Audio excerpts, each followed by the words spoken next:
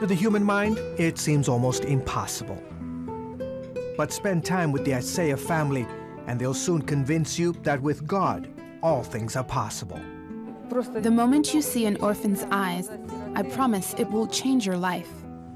10 years ago, Svetlana lived with a dark past. Yevgeny was a drug addict and HIV positive. Both had a radical encounter with Jesus Christ that changed their lives forever. I began to search for God. I could see the path that I needed to go on. The couple's dream, to see their nation of Ukraine without orphans. If someone told me 10 years ago I would have these many children and would be married to an HIV-positive man, I would say that's humanly impossible. But God birthed in us something special. Svetlana and Yevgeny became the first family in Ukraine to adopt a child with HIV. Not just one, 7 HIV-positive children. If we want to see a Ukraine without orphans, Christians have to be a part of the solution. And Christians are answering the call. Svetlana joined hundreds of pastors and Christian leaders from different parts of the globe in Kyiv recently for a summit on orphan care.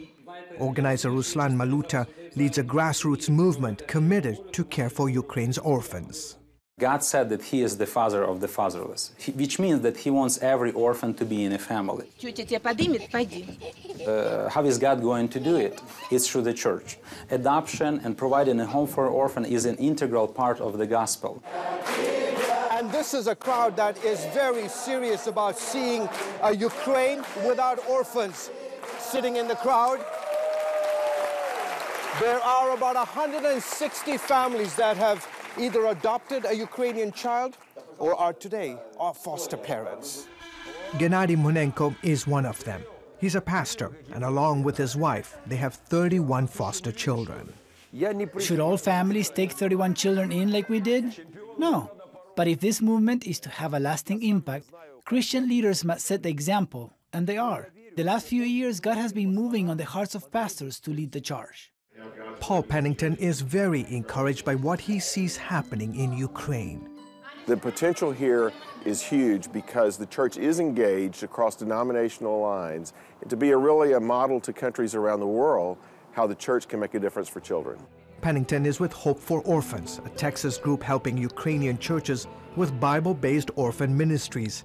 Pennington has 6 children, 5 of whom are adopted. The only way to reach 140 million orphans around the world is through the church, because only the church is big enough, only the church has the power and the mandate to reach that many children in a sustained way.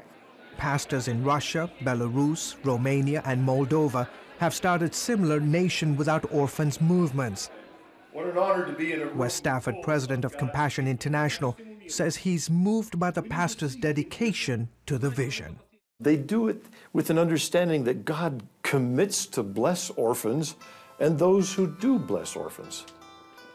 To see an audacious vision that these guys actually are qualified to talk about because they're doing it. Steve Weber calls the movement a miracle. Weber leads CBN's Ukraine office, which has an active Orphans Promise outreach. 20 years ago, there was such a stigma against the orphan that Christians would fake pregnancy by carrying a pillow before they would take an orphan. Today, we're preaching, take the orphans home in our churches.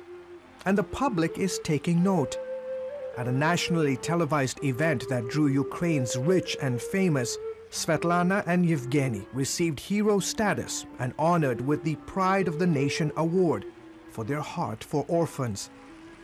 There was hardly a dry eye in the crowd as people stood and applauded.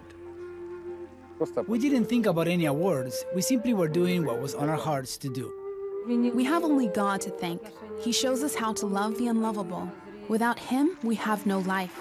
Without Him, my children have no hope. Without Him, the orphans of Ukraine have no hope. George Thomas, CBN News, Kyiv, Ukraine.